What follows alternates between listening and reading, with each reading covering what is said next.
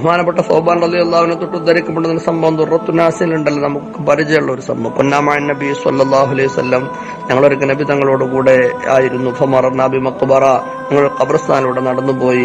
അപ്പോൾ അല്ലാഹുവിന്റെ റസൂൽ അവിടെ നിന്ന് വബക്കാബുക്കാൻ ശദീദ, ശക്തമായ കരച്ചിൽ കരഞ്ഞു. പിന്നെ അല്ലാഹുവിനോട് ദുആ ചെയ്യുകയും ചെയ്തു. അപ്പോൾ ഞാൻ ചോദിച്ചു, ലിമ ബക്കൈത യാ റസൂലല്ലാഹ്, എന്തിനാ നബി അങ്ങ് കരയുന്നത്? അപ്പോൾ പറഞ്ഞു, യാ സൗബാൻ ഹൗലാ യുഅദ്ദബുന ഫീ ഖുബൂരിഹിം, ഈ ആളുകൾ അവരുടെ ഖബറിൽ ശിക്ഷിക്കപ്പെടുന്നുണ്ട്. ഞാൻ അല്ലാഹുവിനോട് ദുആ ചെയ്തു.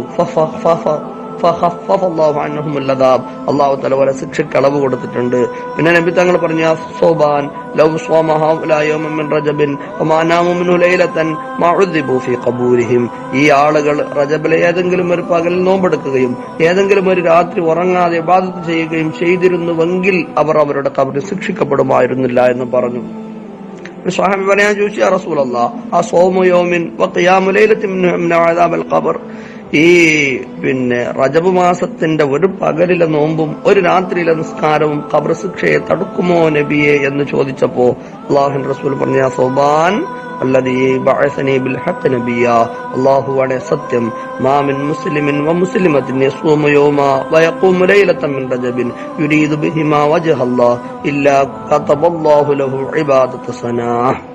അല്ലാഹുവിന്റെ പൊരുത്തം ആഗ്രഹിച്ചു ഒരു മുസ്ലിമായ പുരുഷനോ സ്ത്രീയോ ഈ റജബിന്റെ ഒരു പകല് നിസ്കരിക്കുക, ഒരു പകല് നോമ്പെടുക്കുകയും ഒരു രാത്രി മുഴുവൻ ഇബാദത്ത് കൊണ്ട് ധന്യമാക്കുകയും ചെയ്താൽ ഒരു വർഷം നിലക്കാത്ത ഇബാദത്ത്, ഒരു വർഷത്തെ 365 പകല് നോമ്പും ആ രാത്രി മുഴുവനും നിസ്കാരം നിർവഹിച്ചാൽ അയാൾക്ക് ലഭിക്കുന്ന പ്രതിഫലം എന്താണോ ആ പ്രതിഫലം അല്ലാഹു തആല നൽകുമെന്നാണ്. വലിയ ശ്രേഷ്ഠതയാണ് ഈ മാസത്തെ നോമ്പുകൾക്കൊക്കെ ഉള്ളത്. അപ്പോ ഈ മാസത്തിനോടുള്ള ആദരവും ബഹുമാനമൊക്കെ പ്രകടിപ്പിച്ച് നമുക്കൊക്കെ അതിന് സാധിക്കണം. അല്ലാഹു തൗഫീഖ് തരട്ടെ.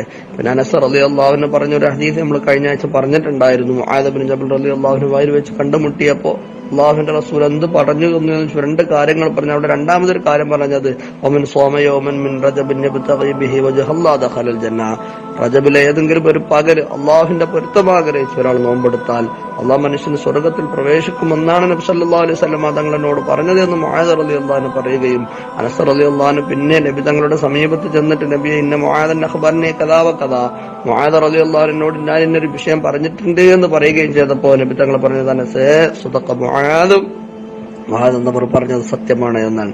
വലിയ ശ്രേഷ്ഠതയുള്ള സമയങ്ങളാണ്. അള്ളാഹുവിന്റെ പൊരുത്തത്തിലായി ഉപയോഗപ്പെടുത്താൻ നമുക്ക് കഴിയണം.